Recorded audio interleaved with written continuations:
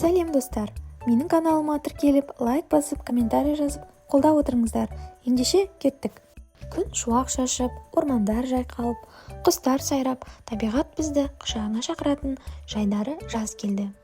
Адамдар жазғы демалысты табиғат аясында өткізу мақсатында далаға келді. Бірақ олар ормандағы ережелерді сақтауға ұмытып, қоқыстарын тастай бастайды. Қараңдар, тағы да адамдар келіп, бізді ластап жатыр. Ей адамдар, қоқыстар желмен ұшып, менің тамырларыма кіріп жатыр. Егер сендер мені осылай ластай берсеңдер, болашақта таза ауа болмайды. Олар менің жапырақтарымды топтап кетті. Бір кезде өзеннің жағасында жүрген Олжас пластикалық бөтелкені суға лақтырып жібереді. Сендер менің суымды улап жатсыңдар. Мұнда балықтар өмір сүруі керек еді. Бірақ менің қоқыстарым көбейіп кетті. Ойбай, бұл не сұмдық? Менің үйіме бөтелке кіріп кетті. Біз енді қалай жүземіз? Көмектесіңдер. Мен тыныс ала алмаймын. Адамдар, біз сіздерге еш зиян тигізбейміз. Бірақ сендер біздің үйімізді ластап жатсыңдар.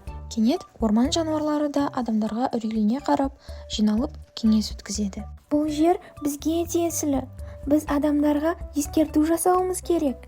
Біз олардың алдына шығып, не істегендерін өз көздерімен көруге мәжбүрлейік. Иә, олар біздің қиналып жатқанымызды түсіну керек. Егер біз ештеңе жасамасақ, біздің орманымыз жойылып кетеді. Бір кезде жер сілкініп, қозғала бастайды. Планета жердің беті пайда болып, ол: «Ей, адамдар, сендер не істеп жатсыңдар? Сендер мені тағы да ластадыңдар. Қашанға дейін шыдаймын? Менің тынысымды тарылтып, мені улап жатсыңдар. Сендердің тастаған қоқыстарым мені ауырлатады. Мына пластик пакеттер, бөтелкелер, қоқыстар менің ішімде бәрі жиналып жатыр. Бұл менің үйім, менің тынысым. Орманымның тынысы тоқтап жатыр.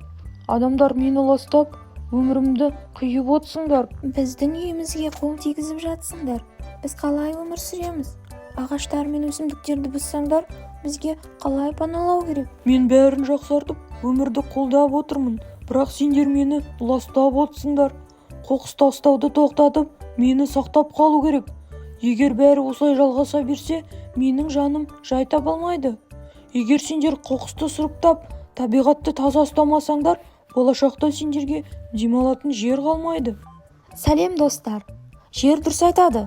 Егер сендерді дұрыс сұрыптаса, әрқайсың қайта өңделіп, жаңа өнімдерге айналасыңдар. Мен жүздеген жылдар бойы шірімеймін, бірақ мен қайта өңделе аламын. Пластик бөтелкелерден жаңадан аяқ киімдер жасалады. Егер мені дұрыс сұрыптасаңдар, мен жаңа кітапқа немесе дәптерге айнала аламын. Егер мені сындырса, мен адамдарға да, жануарға да қауіпті боламын. Бірақ мені қайта өңдесе, мен жаңа бөтелкеге айналар едім. Мен жеңілмін. Мені жел қалаған жаққа ұшырып алып кетеді. Бірақ менің табиғатқа тигізетін зиянымды білесіңдер ме? Мен жануарлардың тамағына түсіп, оларды улап жіберуім мүмкін. Егер мені қайта өңдесе, мен құрылысқа пайдалы болуым мүмкін. Сол кезде Олжас пен Санжар ойланып қалады. Біз қателестік, біз табиғатты қорғауымыз керек. Егер әркім өз қоқысын дұрыс тастаса, табиғат ренжімейді ғой. Қане бәріміз айналамызды тазалайық. Осылайша балалар өздерінің қоқыстарын жинап, оны шыны, пластик және органикалық қалдықтарға бөліп контейнерлерге салады. Осылайша олар өздерінің жасыл миссияларын орындап, табиғатты таза ұстаудың қаншалықты маңызды екенін түсінеді. Мені тыңдағандарың үшін рахмет. Сендер қоқысты сұрыптап, таза болашақ үшін әрекет жасадыңыздар. Міне, енді мен қайтадан гүлденіп, өмір сүруге дайынмын. Сендер маған көмектесіп, мені сақтадыңдар. Енді табиғаттың әр бөлігі өз орнында. Біз енді ешқашан табиғатты ластамаймыз. Біз табиғатты қорғап, жерді сақтаймыз. Міне адамдар, табиғатты сақтау барлығымыздың міндетіміз. Табиғат біздің ортақ үйіміз. Оны бірге қорғайық.